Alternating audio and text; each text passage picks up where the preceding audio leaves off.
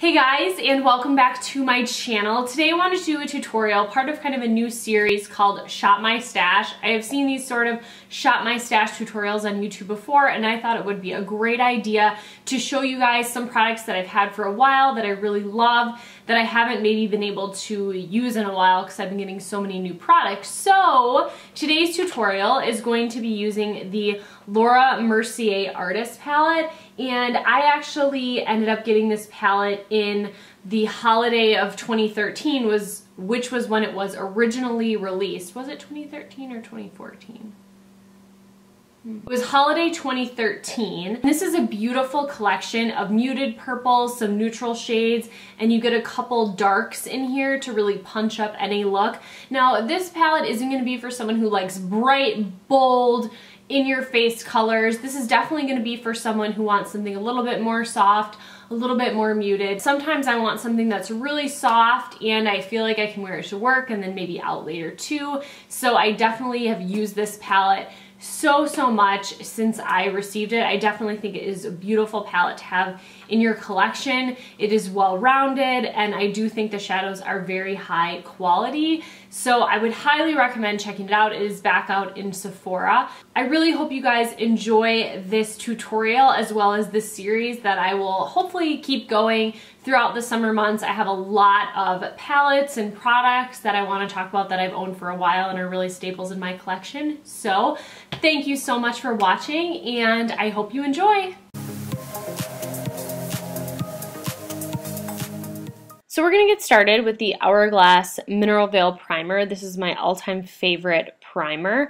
And then I'm going to use the MAC Pro Longwear Waterproof Foundation. And I'm just using this with a Real Techniques face brush, and I'm going to buff it into the skin and also press it into the face. I like to alternate those motions. That's my favorite way to apply this foundation. So I'm going to just buff that into the skin, and then we are ready for concealer. And I'm going to use my NARS Radiant Creamy Concealer, and this is the color Vanilla, and this is a little bit closer to my actual face color, so I'm just going to put that underneath my eyes and down my nose, and not right up to my under eyes because I'm going to use a little bit lighter concealer there. So then I'm going to take my Sigma F86, which is my favorite brush for blending in concealer, and just blend out all of that concealer, and then I am going to go in with a little bit of a lighter concealer and apply that as well. So I'm going to take the Maybelline Age Rewind, and this is a very light concealer, so don't be afraid to put that on top of another concealer. It's not going to look cakey.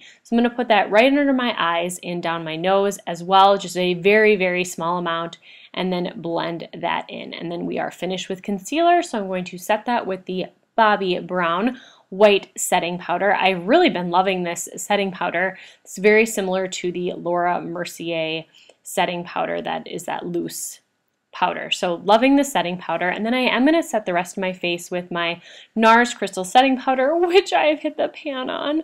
So I'm using this sparingly to set the rest of my foundation, and then I am going to quick do my brows, and we are ready for the eyes. So I'm going to first take Sparkling Dew, which is a beautiful shimmery, very light color, and use that to highlight my brow bone. Since it does have a little bit of shimmer in it, it's a beautiful brow bone highlight. And then I'm going to take the color Fresco and use this as the transition shade in this look. It is a really beautiful, very neutral, but still warm tone, so I feel like it complements these purples really beautifully while being a little bit different. So I'm going to use windshield wiper motions, just buffing that in the transition area above the crease. And I'm so sorry, I am going to get my brows done, I promise. Yikes. And once I'm finished with that, I'm going to take African Violet, and I'm just going to pack this all over the lid. I'm going to use a lot of product to really build it up.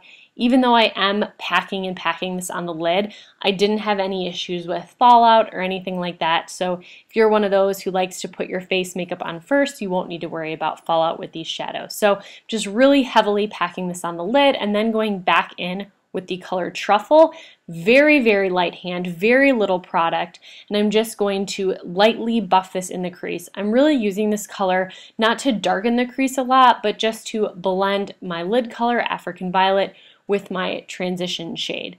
So this is a beautiful color for that. I'm just using the very littlest amount and blending that in the crease. And then I'm actually taking Cure Royal, I'm sorry I'm pointing to the wrong color here, and I'm putting that in the outer V. And I'm using a Sigma E30 for this, I believe. This is their pencil brush, and I am just using this right in the outer V to create kind of that winged shape and really darken just that outer corner. It's going to be beautiful with the wing liner that I'm going to apply with this look. So I'm just going back and buffing it a little bit into the crease, making sure everything is blended and just refining that shape, making sure everything looks the way I want it.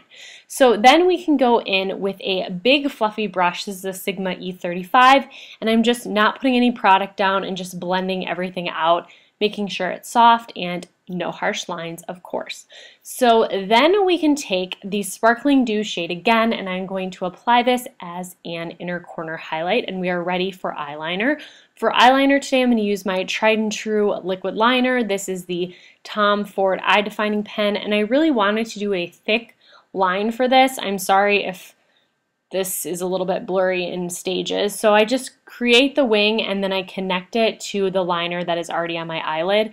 And I kind of go back and do this a few times because I wanted to beef up the liner, but I didn't want it too crazy in one swipe. I wanted to make sure I was still in control while creating the line. So I just go out and create my wing and then connect it to the liner that is already on the lid, and I go through that step as many times as I need to until I get the liner look that I want. So it may take a little bit longer, but I'd rather do that than have to try and clean it up or fix it later. So just going through, making sure the shape is what I want, and then I will go back in with that Cure Royal color and just put that a little bit more next to my liner so it really does still give that definition in the outer edge of the eye. So then we can go ahead and curl our lashes. And I'm applying mascara, my tried and true Buxom mascara, of course.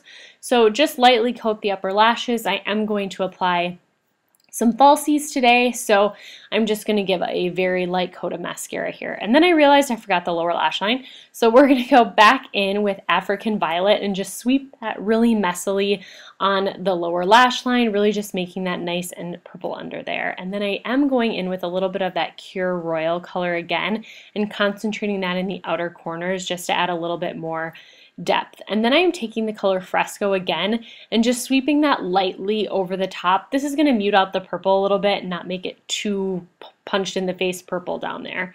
So then we can just coat our lower lashes with mascara as well, and then we are ready for falsies. I am using the Ardell Wispies today. This is a great drugstore lash. If you're looking for something at a great price point, definitely check out Ardell lashes. So I'm just going to apply these as usual and just make sure they are all incorporated with my natural lashes. And I've worn these maybe 3 or 4 times and this pair is still going strong.